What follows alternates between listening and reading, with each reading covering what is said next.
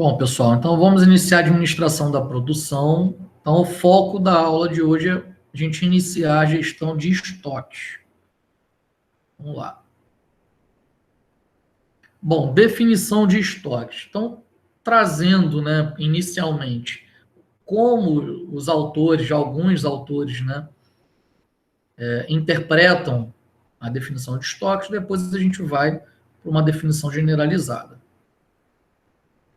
Então, Joseph, né, uma publicação sobre a administração da produção, ele afirma que os estoques são recursos ociosos que possuem valor econômico. Né? Já o autor Daniel Moreira, né, Administração de Produção e Operações, ele afirma que estoques, né, entende-se por estoque qualquer quantidade de bens físicos que sejam conservados de forma improdutiva por algum intervalo de tempo. E o autor Henrique, né, publicação Administração da Produção e Operações também, ele afirma que estoques são acúmulos de materiais entre fases de processos de transformação que proporcionam um grau de independência entre as fases. Ok? Então, trouxe esse destaque aqui para 3 grandes autores relacionados ao assunto, né? Então, todos publicam relacionado à administração da produção. Bom, estoques, pessoal, vamos analisar aqui. Ó. Temos as indústrias, temos a parte de análise, né?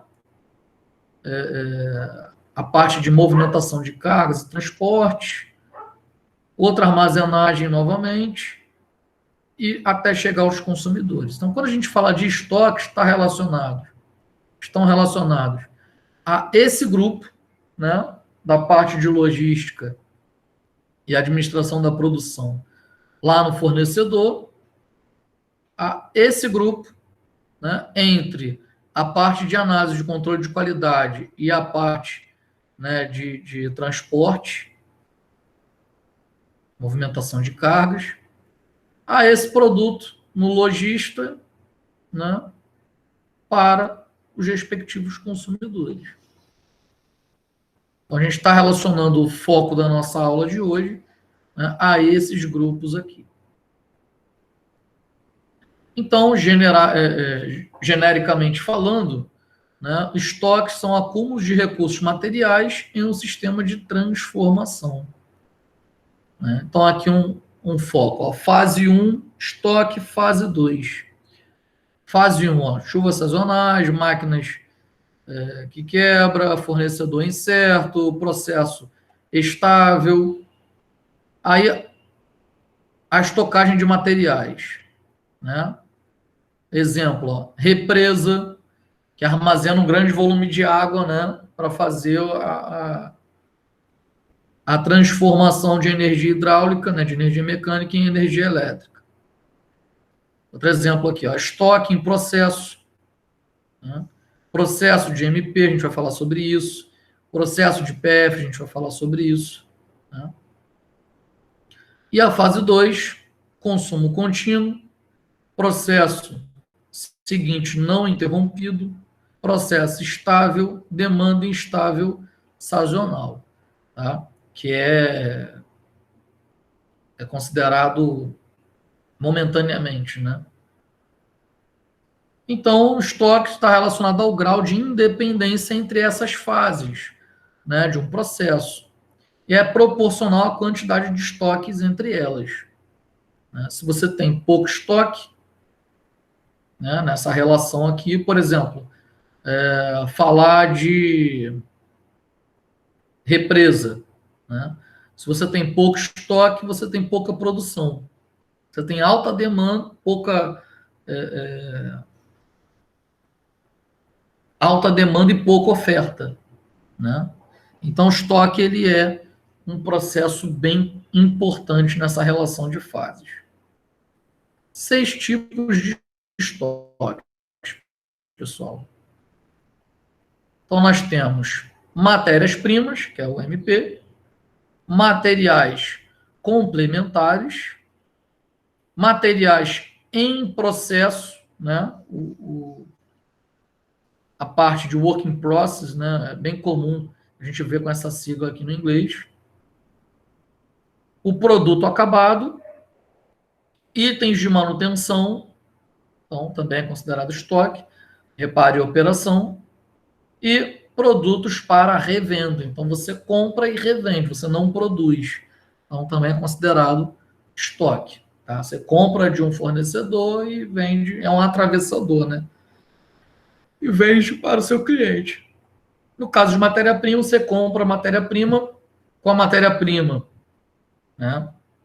Você cria o seu produto e revende o seu produto. Estoque e revende.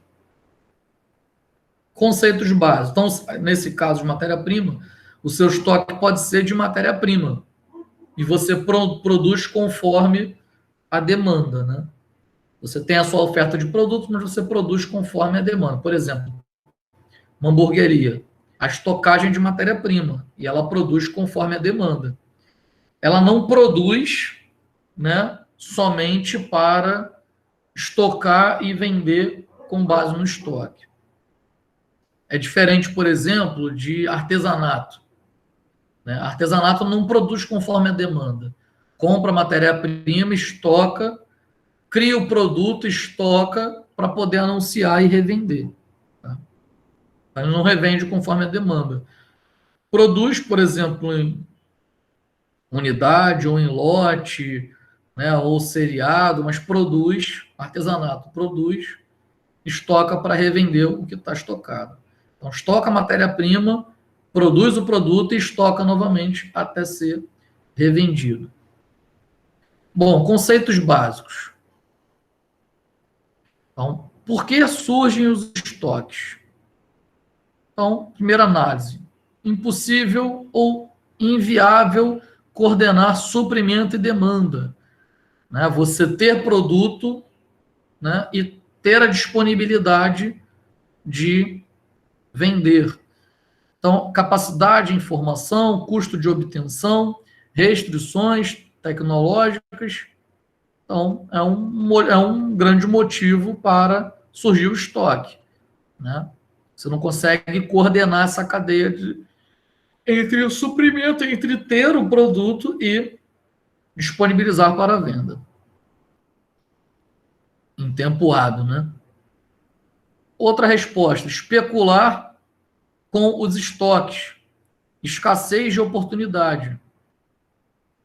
Né? Por exemplo, se você compra mais barato. Então, se você compra mais barato, você mantém um estoque para revender mais barato. Né? Incerteza de previsões de suprimento e ou demanda. Estoque de segurança, por exemplo. Você sabe que aquele produto ele tem uma variante de valor. Né? Então, se você achou um preço interessante, você tem a oportunidade, tá vendo? Incerteza de previsão de suprimento. Você não sabe se você vai ter aquele produto aquela semana no mercado, né? No fornecedor, nos fornecedores, por exemplo. Você não sabe se vai ter aquela quantidade e se vai ter aquele preço, né? Então você, poxa, achei barato e achei em grande quantidade. Então eu vou comprar para ter um estoque de segurança. Né? Por exemplo, final de ano, geralmente as vendas para todos os segmentos geralmente são bem ativas. Então você vê que todo mundo aumenta a sua produção e aumenta seu estoque para chegar naqueles 3, 4 meses aí entre final de ano e início de ano, ter produto para revender. Né? Já tem uma previsão de venda, né? Então você já estoca para ter segurança. E para comprar, né, com um valor mais acessível, porque os fornecedores também vendem mais caros os produtos. Tá? E a última resposta, né, preencher o pipeline, ou seja, os canais de distribuição, né, o ramp-up de produto. Né? Então, você manter estoque por causa dos canais de distribuição. Por exemplo, se é uma rede, então você mantém o estoque para distribuir para essas redes. Vamos dar um exemplo. Você é administrador da loja Cacau Show. A Cacau Show tem os seus estoques e você, enquanto rede de distribuição, você tem seus estoques também. Então, por que ter estoque? Para você ter a capacidade de distribuir para as lojas da sua rede. 7 funções da gestão de estoque. Bom, determinar o que você precisa manter em estoque, determinar quando precisa reabastecer esse estoque. Então, aqui, determinar o que manter no estoque. Né? A minha empresa não é de produto, a minha empresa é de serviço. Mas o seu serviço, ele necessita de materiais para executar, necessita de insumos, então você precisa ter um determinado estoque para isso.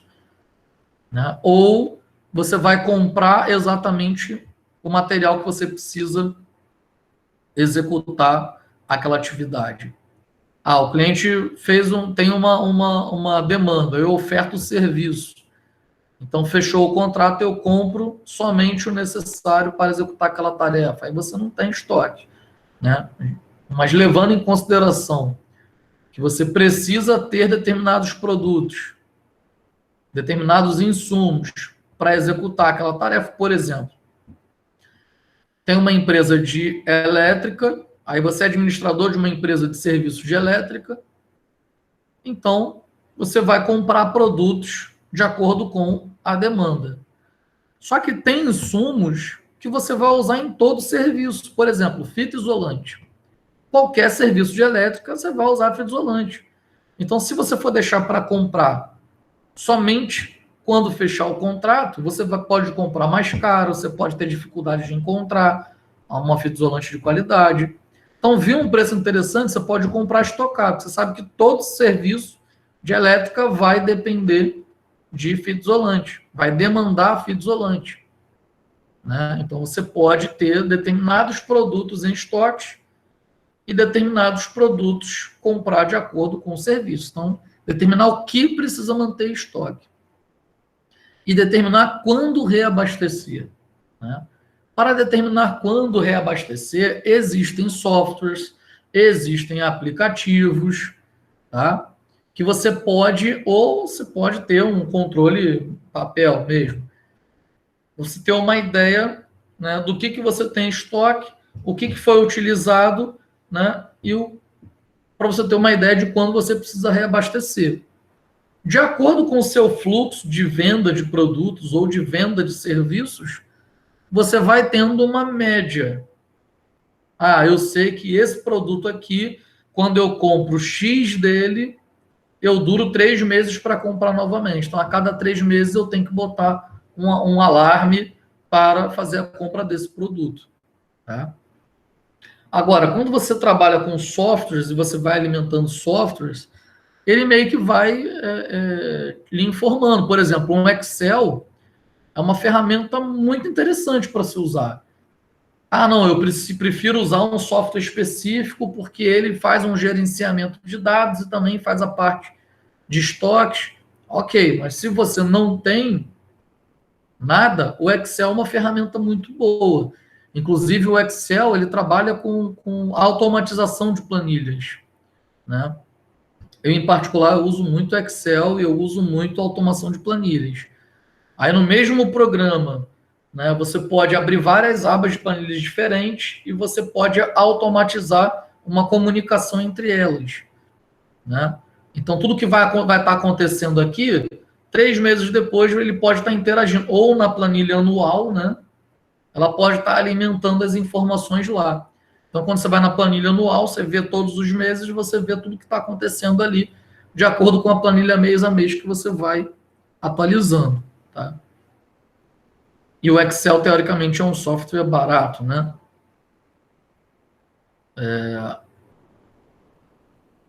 Determinar quanto requisitar, né?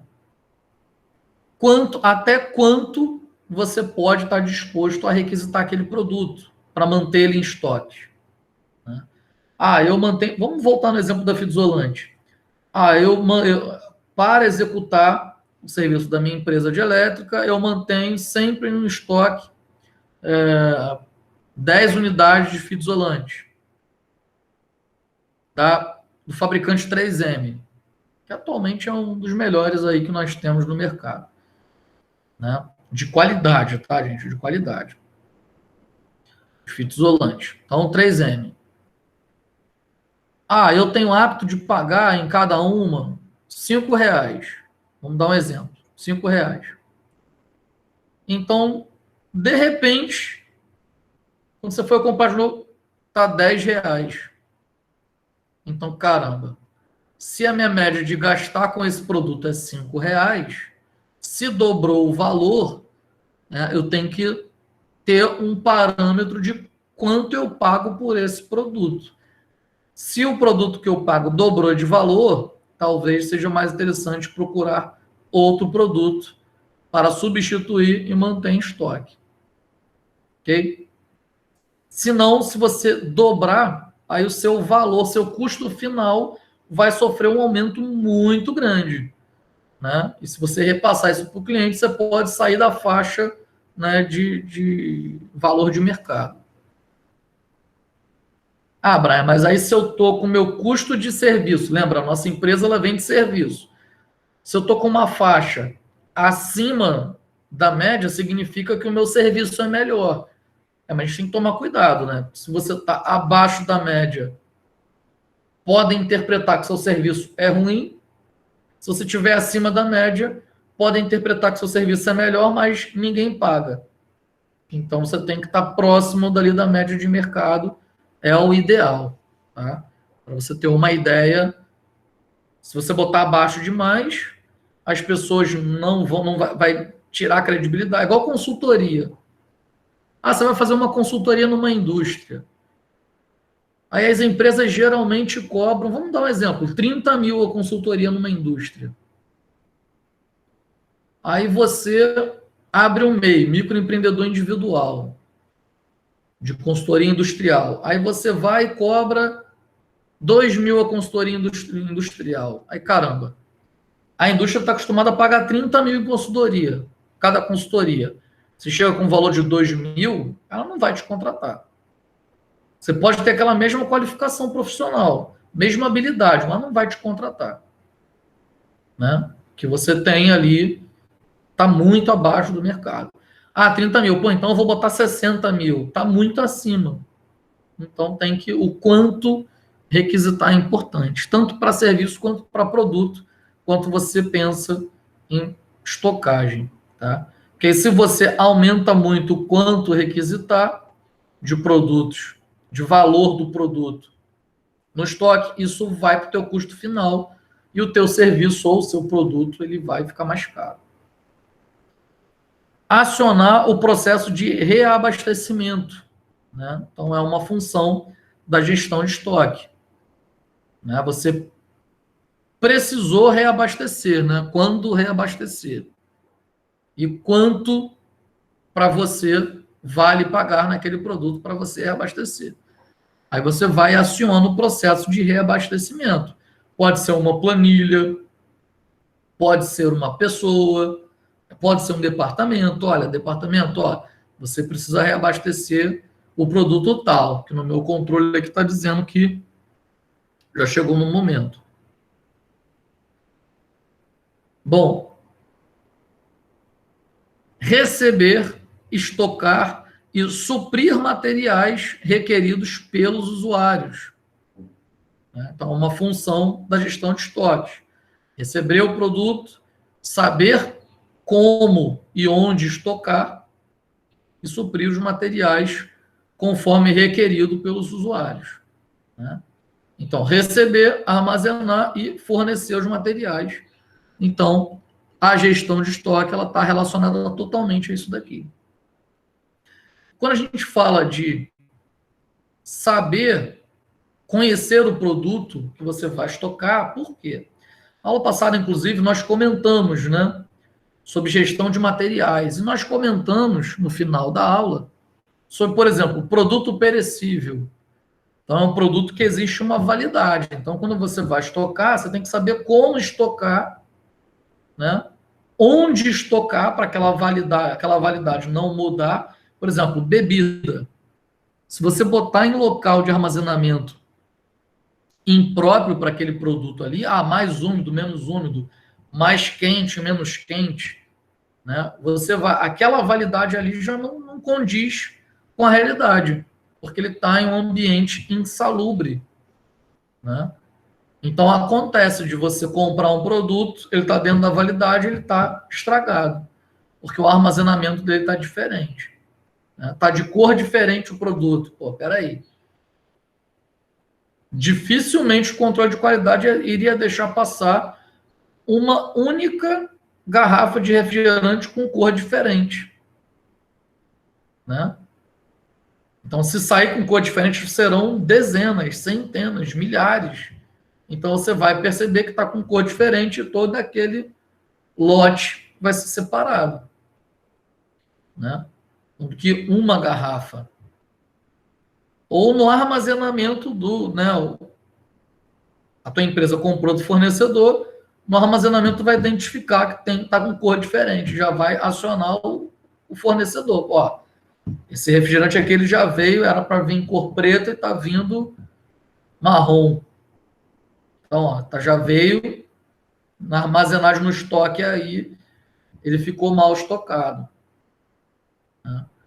Ou se o seu local é insalubre, né, como é que eu vou dizer? A validade não vai condizer com o que o fabricante informou, tá?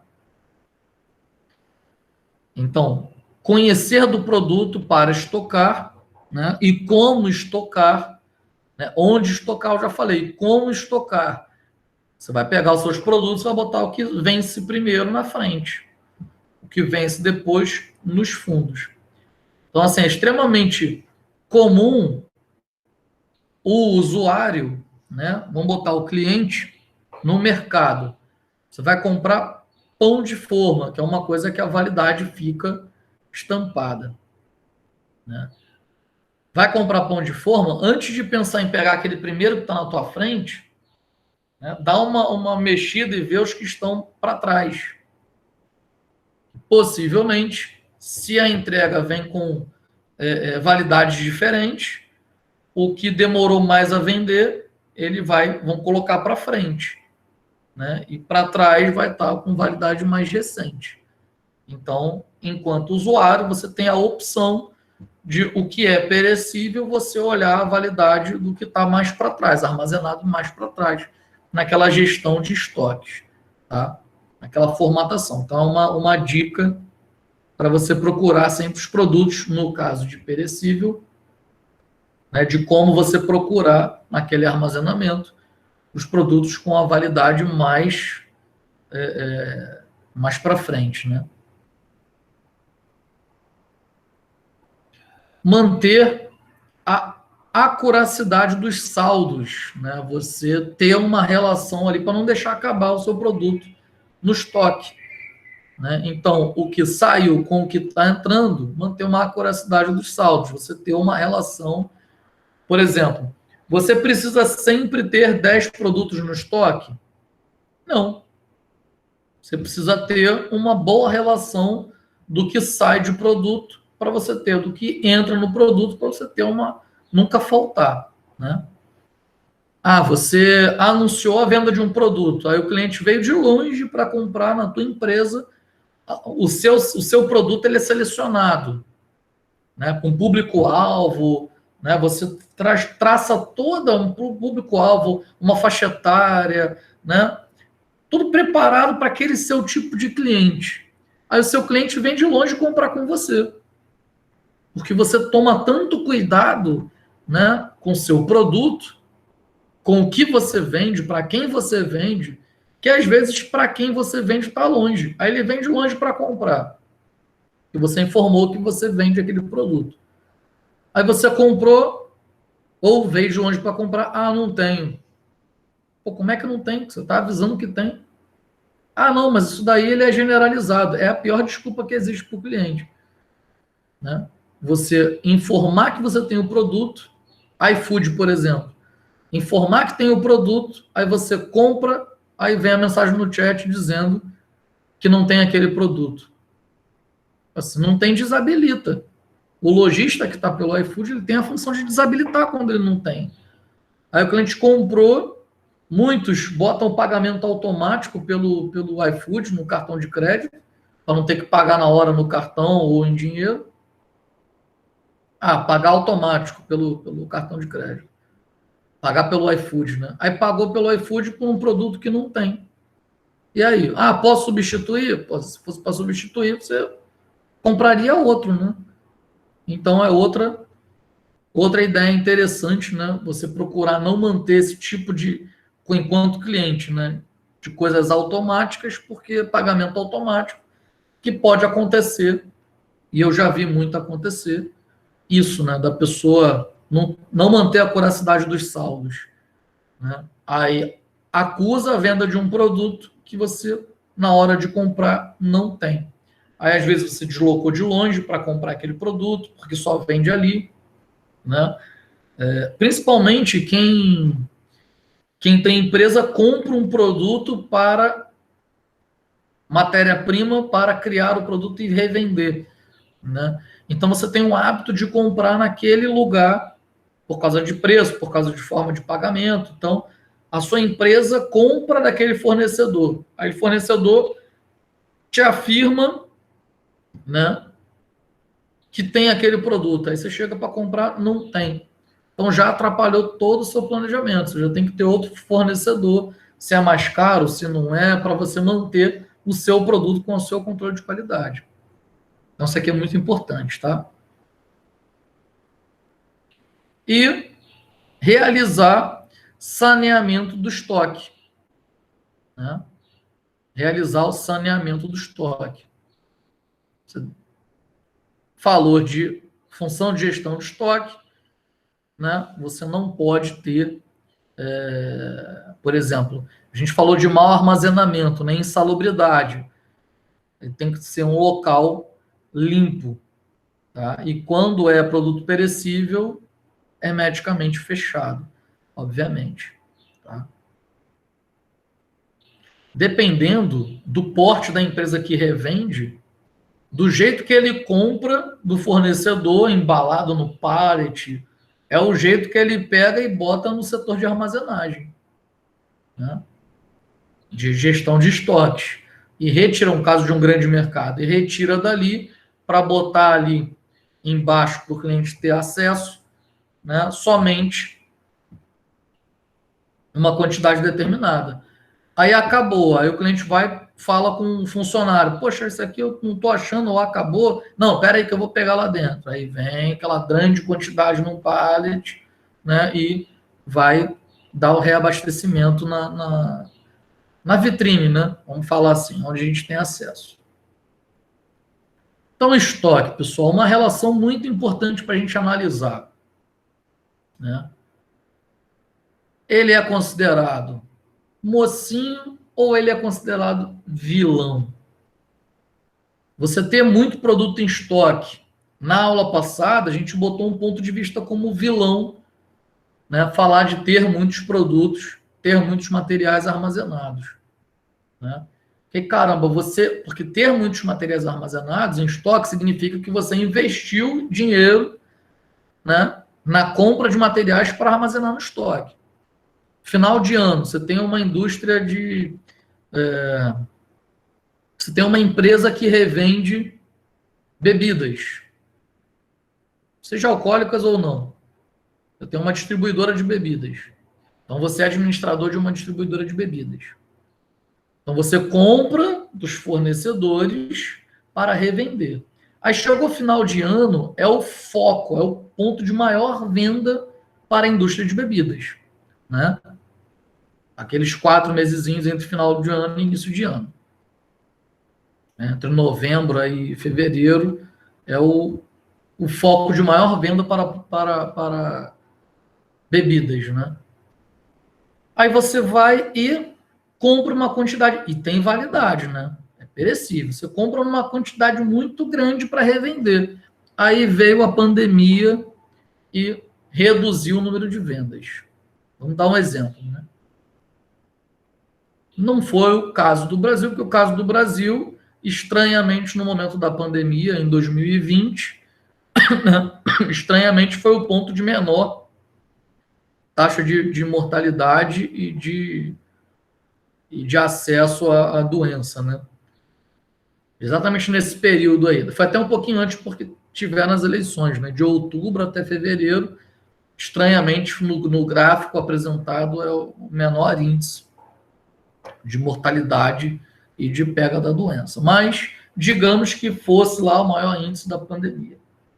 Aí você armazenou bastante, ou seja, investiu muito dinheiro, o seu recurso financeiro, né? A aula passada foi falando sobre recurso, investiu e a retrasada, sobre recurso financeiro, investiu no material, estocou. Aí teve a pandemia, não vendeu. Ou a moda mudou.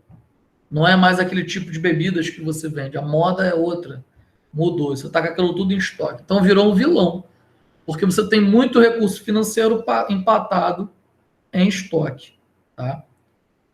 Agora, em relação a ser o mocinho, é quando o cliente procura e você tem para fornecer. E você compra no momento que está mais barato, estocou, a hora que ficou mais caro, você tem um produto diferenciado. Então, quem comprar mais caro vai vender mais caro. Você comprou mais barato, mantém o preço. Então, você vai ter uma venda mais interessante, um turbilhão de vendas. Né?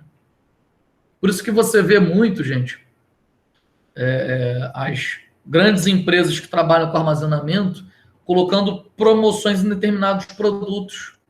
Aí destaca com cor diferente, né? Esse produto está com promoção. Por quê? Porque ele comprou mais barato, né? No momento estava mais barato, estocou, e quando todo mundo comprou mais caro, você mantém aquele preço, não sobe o preço. Né? Então você fica com um produto mais barato do que em outros lugares. Então é a forma de ver como assim. Então vamos ver, pessoal, por que manter, né, um estoque. Melhora o nível de serviço prestado.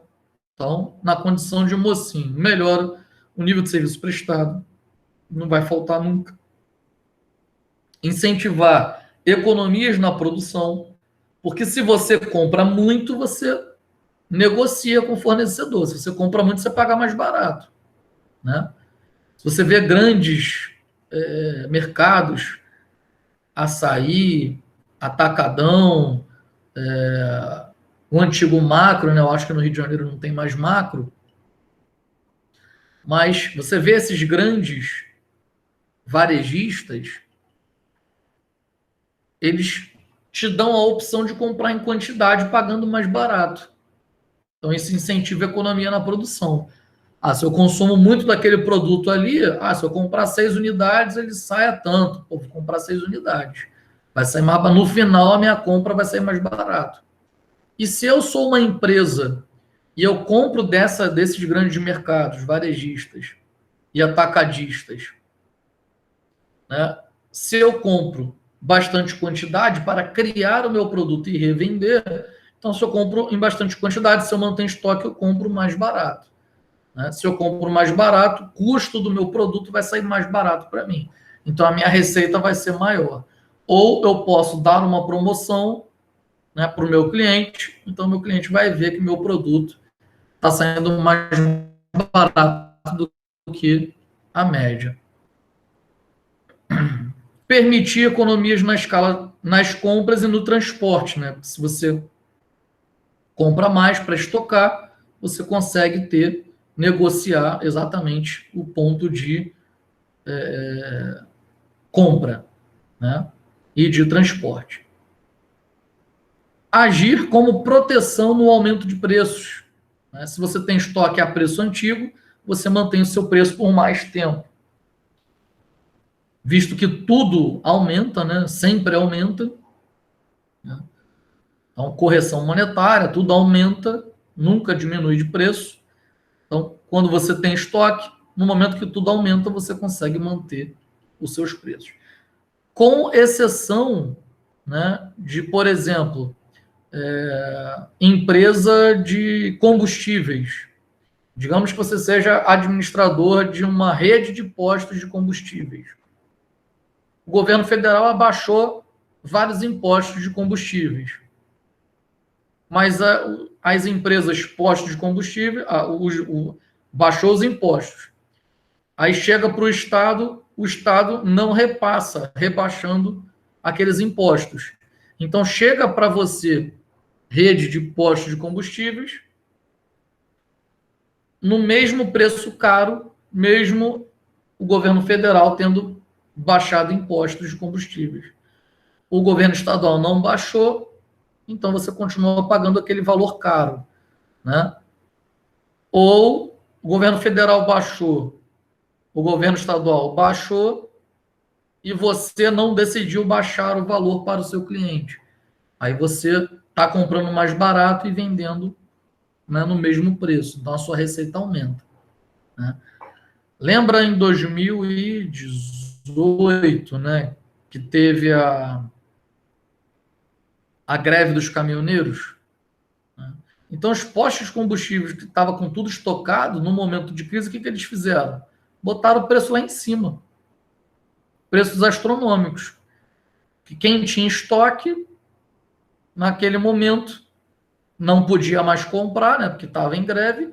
Então, quem tinha estoque jogou o preço lá em cima para poder repassar. Lei da procura e da oferta, né? Você quer combustível? Eu tenho bastante aqui estocado, então eu vou botar um valor lá em cima, que eu sei que você vai pagar, se você depende disso, né? Então fizeram, vários postos de combustíveis fizeram isso, botou o litro a R$11, R$20, né? R$30 o litro.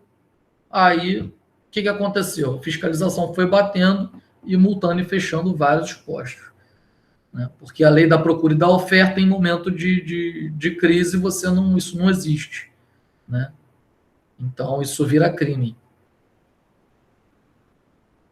Eu não sei porque que em momento de pandemia está aumentando tanto combustível, por exemplo, né? Não era para estar aumentando tanto de 2020 para cá, se em momento de pandemia, né?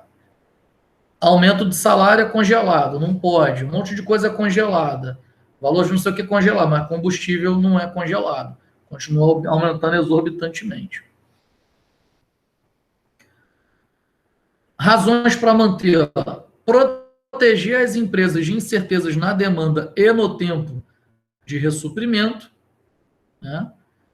Então, caramba, demanda, poder de compra, muita gente procurando aquele produto, até ter a disponibilidade para você repor o seu estoque, né? Ou repor o seu estoque com preço interessante, com valor interessante. Então, protege a empresa dessas incertezas, né? Caramba, muita gente comprou. A gente consegue fazer esse controle, né? Então, protege a empresa. E serve como segurança contra contingências. Caramba, a empresa passou por uma dificuldade muito grande. Eu tenho produto em estoque para vender. Não está parado, né? Você vai continuando funcionando. Agora, vamos falar de razões para não manter o estoque. Alto custo de capital de giro investido, né? O exemplo lá da empresa que vende bebidas, chegou ao final do ano, investiu muito, armazenou, pandemia não vendeu. Então, um alto custo de capital de giro investido. O seu recurso financeiro é patrimônio da empresa, mas ele está investido em material estocado. Então, se não vender, se não for para produção, ou se não vender, você está com aquele investimento preso. E quando o produto é perecível, tem validade, é pior ainda, né? Necessidade de espaço físico. Então, se você tem uma empresa ou trabalha numa empresa, né, que você não tem uma área muito grande para estocagem, ou o seu produto tem que ser estocado em frigoríficos, em freezers, e você não tem espaço para aquilo ali, não tem maquinário para aquilo, é uma razão para não manter um estoque. Né? Maiores custos operacionais.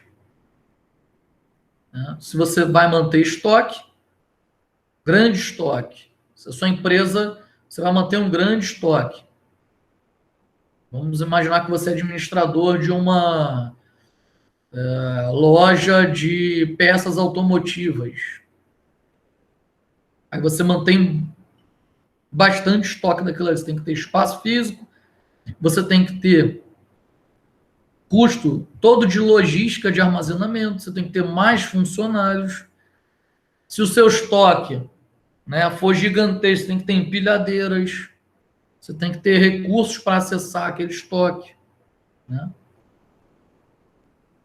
Razões para não manter: perdas. Né? Por mais que você mantenha controle, se não vender e for perecível, vai perder validade do produto. Então, é investimento, né? Poxa, eu investi e perdi, porque o produto perecível ele saiu da validade e eu fui perdendo produto. Por exemplo, chopp.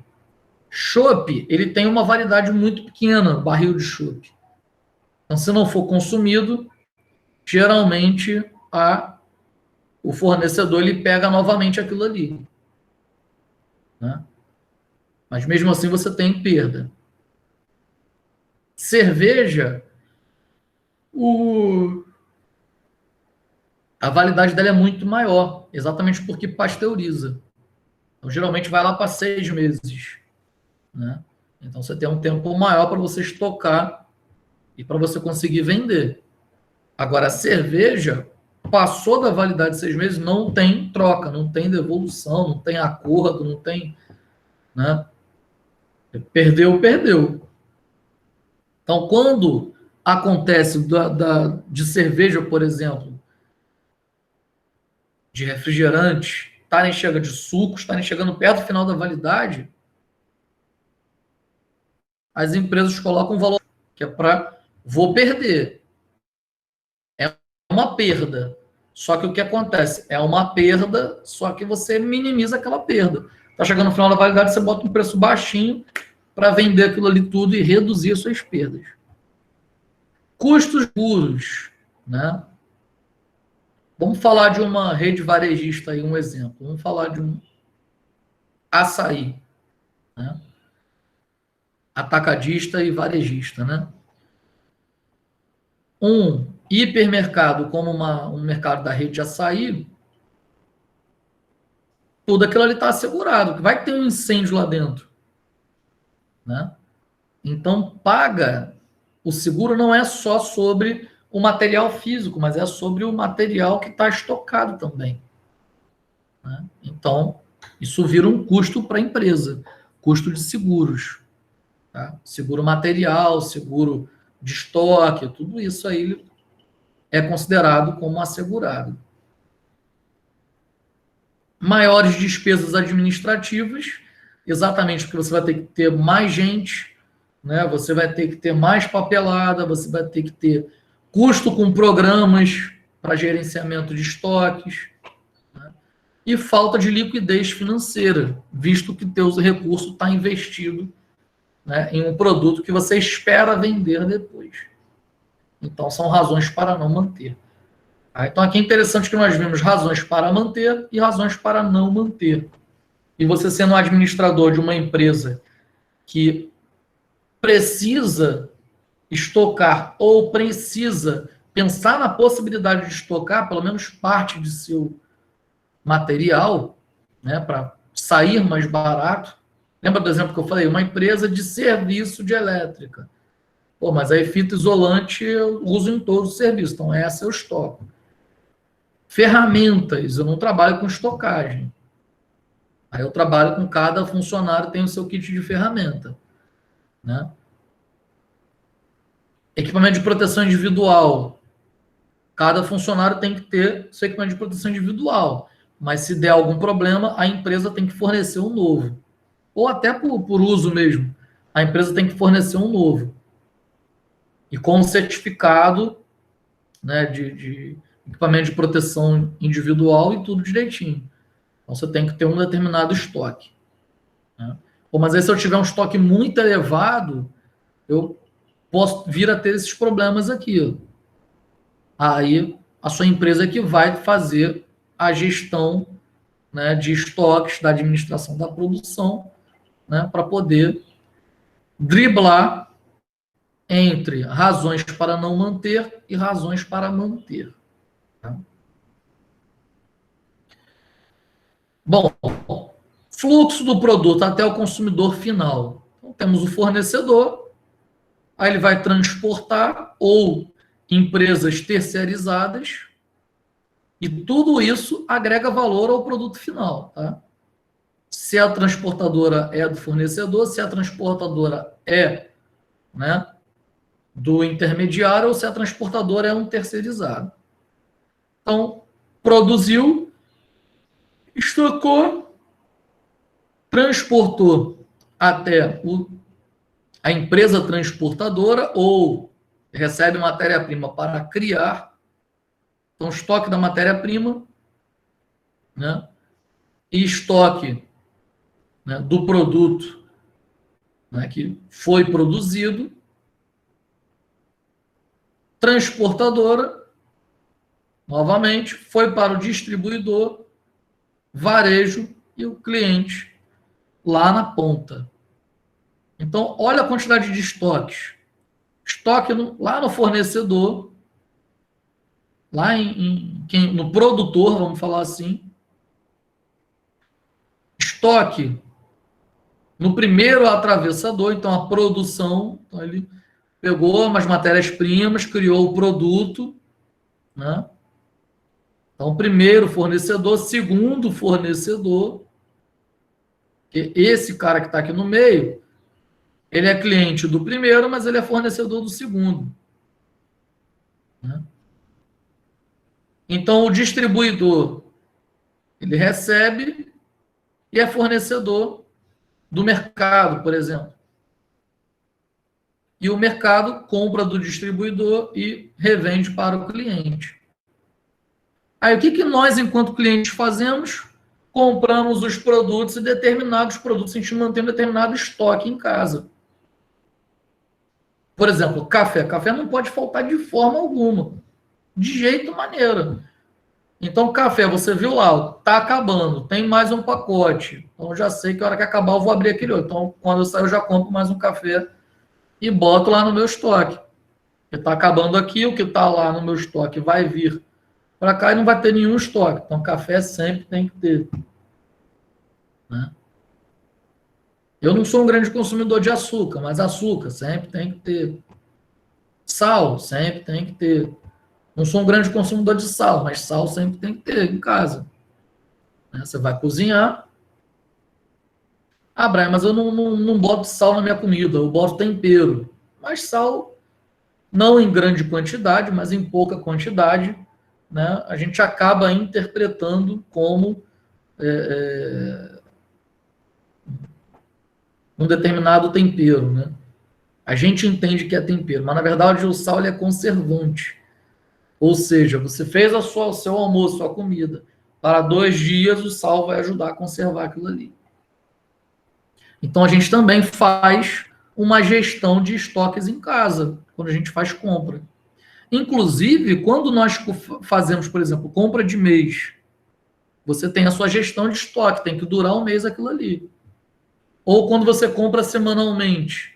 Poxa, eu sei que segunda-feira é dia de promoção do produto A, do segmento, né? Vamos falar A. Terça, dia de promoção do segmento B. Quarta, dia de promoção do segmento C. Quinta, dia de promoção do segmento D. Então vou pegar minha primeira, ao invés de fazer compra num dia, eu vou pegar minha primeira semana, todo dia eu vou fazer a compra. Só que segunda-feira eu só compro aquele segmento. Terça-feira só o segmento B. Né? Quarta só o segmento C. Quinta só o segmento D. Sexta só o segmento E. Aí na primeira semana, fui todos os dias no mercado, comprei o que tem de promoção em cada dia. né?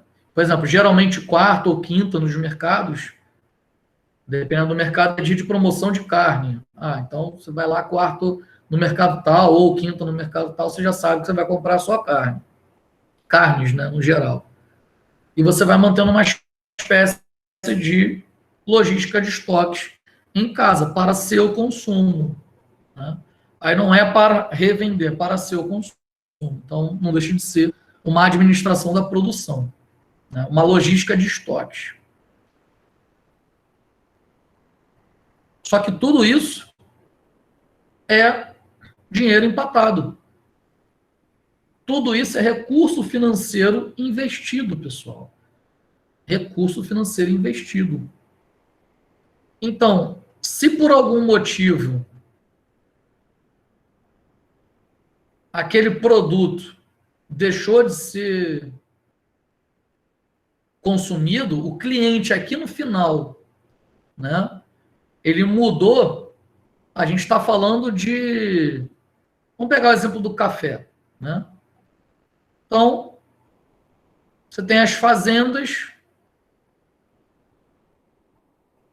produzir o grão, aí uma outra indústria pegou esse grão, refinou, botou a propaganda dele lá, o pacote, revendeu para os distribuidores, né? Os distribuidores revendeu para os mercados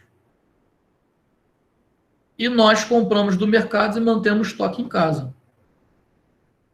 Só que aquele café que tem essa sequência aqui, poxa, ele está muito caro. Ou lançar um novo café, né? Ou lançar um novo tipo de café especial que também emagrece. A gente entrou numa era de emagrecimento. Todo mundo fala em emagrecer. Aí você só vai procurar produtos que emagrecem. Ou entrou numa filosofia, né, de gestão ambiental, de selo verde. Pô, então só vou comprar produtos de selo verde. Só vou comprar de empresas que vendem produtos que não poluem, ou que vendam produtos mais artesanais possíveis, ou que vendam produtos mais arábicos, né, possível. Então, quero comprar um café arábico. Caramba, comprar um café arábico, então os principais fabricantes de café, o ciclo dos principais produtos de café, vamos botar um exemplo aí, Pilão, Pimpinela, né? Três Corações, os principais produtores de café, né, e indústrias, né, de refino, e bota lá a marca dele lá, Pilão, café, Pimpinela, Três Corações, aí vem para a distribuidora, vai para o mercado para te vender, parei de comprar esses produtos. Só vou comprar café arábico agora. Eu entrei num segmento de que, poxa, selo verde, gestão ambiental, então vou comprar arábico. Por quê? Porque esse ciclo aqui, ó, é menor, né? Esse ciclo é menor. Né? O café arábico, de repente, o fornecedor lá, ele tem lá, né, a sua marca de café arábico. Antes de industrializar, ele vem para determinados mercados e eu consigo comprar em determinados mercados o café arábico. Posso até pagar mais caro, mas aí, ou seja, toda aquela linha de produção, estocagem, investimento em estoques dos principais fabricantes vão ter suas vendas comprometidas. Por quê? Se você não compra esses cafés das principais marcas do mercado, aí o distribuidor, né, o mercado passa a comprar menos do distribuidor. Ele está tendo um problema em investir em estoque e não vender. Aí o distribuidor, ele passa a ter problema, porque os mercados não estão comprando. Se não está vendendo, não está comprando. Aí o estoque dele aumenta, muito dinheiro empatado. Aí o distribuidor tá tendo não vai comprar menos da indústria, né? Porque ele está com muito produto em estoque, está saindo pouco para os mercados. Aí a indústria, caramba, e agora? Vai ter que fabricar menos. para reduzir esse estoque, para ter uma saída nesse estoque. E com isso vai comprar menos do fornecedor primário. Tá? Então, um grande ciclo de vários momentos de estocagem de material, né, que se você lá no final, eu tô dando um exemplo de mercado, tá, gente? Mas pode ser qualquer outro tipo de produto, né? Você tem a matéria-prima, aí produz o aço, aí a indústria pega o tarugo de aço, cria, né, ferramentas, aí essas ferramentas vão para distribuidoras, as distribuidoras revendem para autopeças ou lojas de ferramentas, né, materiais elétricas, e você compra dali. O ciclo vai ser o mesmo. Você vai ter vários pontos de estocagem. Tá? Bom, administração de materiais. Então, quando a gente fala de administração de materiais, planejamento, organização e controle são fundamentais. Logística integrada, destino final dos produtos acabados. Então, comprou a matéria-prima, planejamento, organização, controle, toda a logística integrada, destino final dos produtos acabados. Por exemplo, vai para a revenda. Né? Então, seus estoques, inclusive, eles podem ter, né, estoque. Aqui, ó. Deixa eu voltar aqui, ó. De matéria-prima, estoque de produto acabado. Tá vendo? A gente está focando nesse ponto. Então, são estoques diferentes. Dentro da mesma empresa, você tem o estoque de matéria-prima, estoque de produto acabado. Então, o que chega para a empresa vem para essa região do estoque, e o que é revendido está em outra posição de estocagem. Então, a administração de materiais, do transporte de entrada de materiais, do transporte interno, lembra? Matéria-prima, produziu o produto e vai para outro estoque. Né? Então, é um transporte interno. E o transporte de saída. Controle logístico interno está relacionado, né, ao recebimento de matéria-prima, armazenagem, manuseio de materiais, contabilidade do estoque. Né? A gente já veio comentando sobre isso. E a parte de distribuição. Então, estoques, eles podem estar relacionados por demanda dependente, por demanda independente. Tá? Então, vamos analisar, ó, por demanda independente. Ela depende das condições do mercado, fora do controle imediato da empresa. Né? Ah, no mês tal vendeu pouco, no mês 2 vendeu mais, no mês 3 foi um pico, né? No mês 4 está descendo a venda, no mês 5 foi a pior venda, mês 6 volta a melhorar, mês 7, né? E mês 8, mês 9, ruim, mês 10, mês 11, mês 12, voltou a subir. Mês 1 do ano seguinte, voltou a venda alta. Então, por isso que o fechamento do balanço de caixa, ele é feito sempre no ano seguinte. Tá? Então, a demanda, né, a procura e o passar do tempo. Então, a demanda independente. Depende das condições do mercado para você manter mais estoques, fazer o seu gerenciamento do estoque. Então, ele está fora do controle imediato da empresa. Ele depende não só da sua capacidade de estocar, produzir, né? Ele depende do seu público-alvo.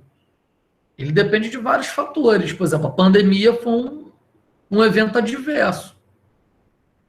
Então, fora do controle imediato da empresa. Ninguém esperava uma pandemia. Pandemia, ninguém sabe como é que vai ser o mês seguinte. Se vai ter outro lockdown, se não vai ter lockdown. Então, está fora do controle imediato da empresa. Tá? Já a demanda dependente, o consumidor pode ser programado internamente. O consumo pode ser programado internamente, sob o controle imediato da empresa. Ou seja, a demanda dependente, você sabe que o seu produto, Vamos dar um exemplo. Você é administrador de uma fábrica de biquínis.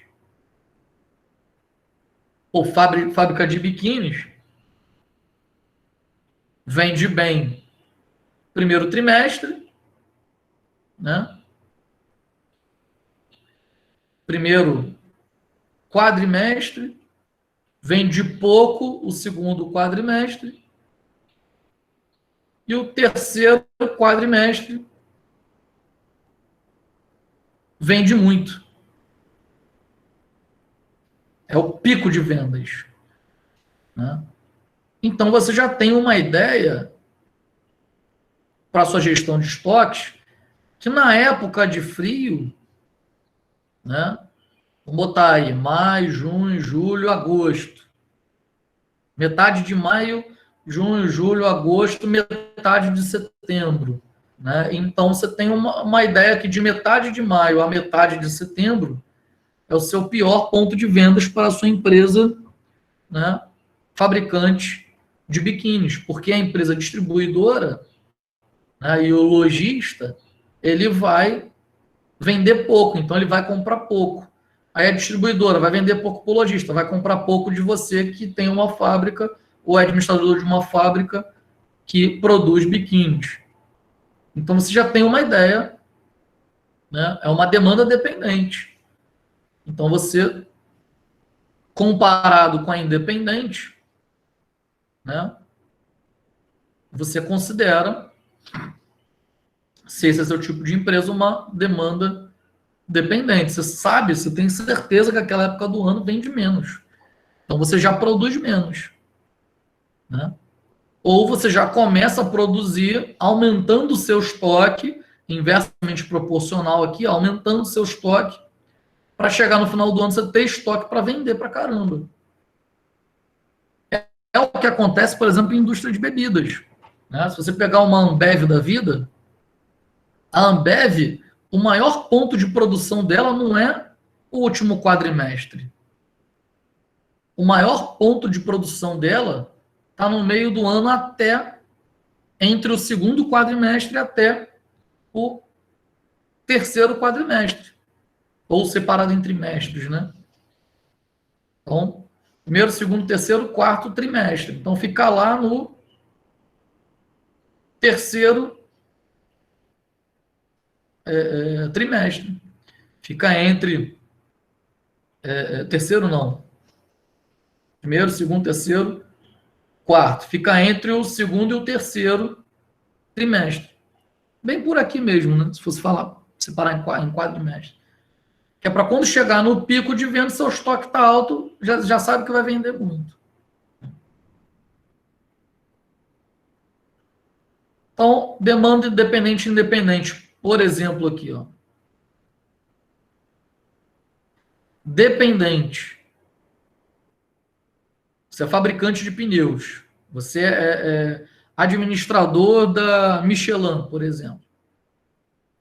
Então, você fabrica pneus para a indústria automotiva.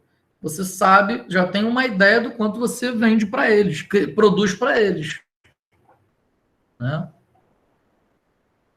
Para oficina mecânica, já é independente, né? Então, você vende para a oficina mecânica, né? Para o pequeno lojista lá, já não é uma venda certa. Dependente, você tem uma ideia, você sabe qual é o período de maior venda, de maior compra anual das indústrias automotivas. Agora, para as lojas de manutenção, né, revenda, né, de pneus da sua marca, já é mais independente, porque é incerto. Depende de muitos outros fatores. Abordagem para cada tipo de demanda. Então, nós temos a demanda dependente. Então, fornecimento contínuo, né, relacionado à requisição, ou seja, você produz, que você sabe que vai vender. Quer ver outro exemplo de produção dependente? Indústria de petróleo. O fornecimento é contínuo. Porque você sabe que no mundo sempre vai ter alguém que vai comprar petróleo e vai transformar, pelo menos, em combustível. Né? E do gás do petróleo geram outras coisas. O petróleo aproveita tudo. Tá? Derivados do petróleo, você pega o petróleo, você aproveita o petróleo inteiro. O gás do petróleo você cria polímero, que é um tipo de plástico. Né? E do óleo do petróleo você cria vários outros derivados. E a demanda independente, reposição de estoques, lote econômico, né? Revisão contínua, reposição periódica. Então, para quem trabalha com demanda independente, o seu fornecimento é contínuo, né? Seria ilimitado. Você fornece full time, porque você sabe que vai ter gente para comprar. Outra coisa, geração de energia elétrica. Ninguém gera energia elétrica em lote. Geração de energia elétrica, você gera. Vai gerando, fluxo contínuo. Né? E as concessionárias, isso são as usinas, né? Fluxo contínuo. E as concessionárias compram para distribuir. Né? Então, distribuiu. Pô, atendeu a população? Ok, não atendeu a população? Ó, aí não é. Aí você fala, pô, mas aí você está falando de demanda independente. Não. No caso de energia elétrica, é o seguinte, tá? A usina ela tem uma capacidade de produzir. Ela tem uma capacidade, ela não consegue aumentar a produção dela. Então, o que acontece? Ela não para de produzir nunca. Se a produção dela não é suficiente para atender aquela região, aí as concessionárias compram de outras usinas, mas que produz menos, né? A capacidade de produção é menor e acaba sendo mais cara. Né?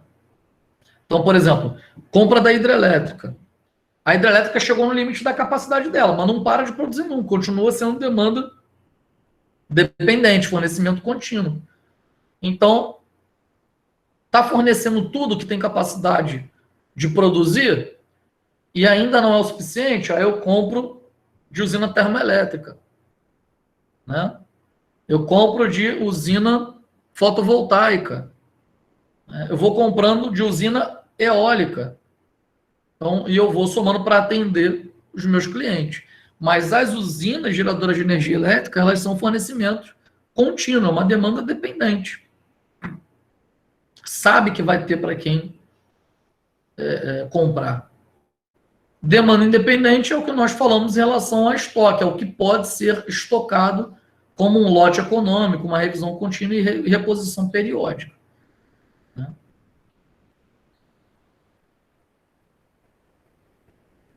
Então, falando de lote econômico. Tá? Lote econômico, a gente tem a relação aqui. Ó.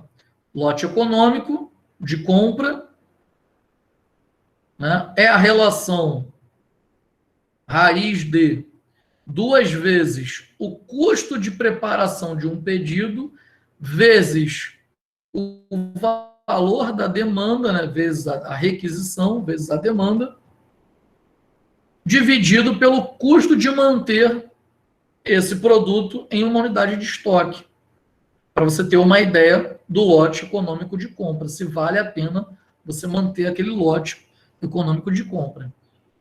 Então, graficamente, né, você tem o tamanho do lote versus o custo do lote.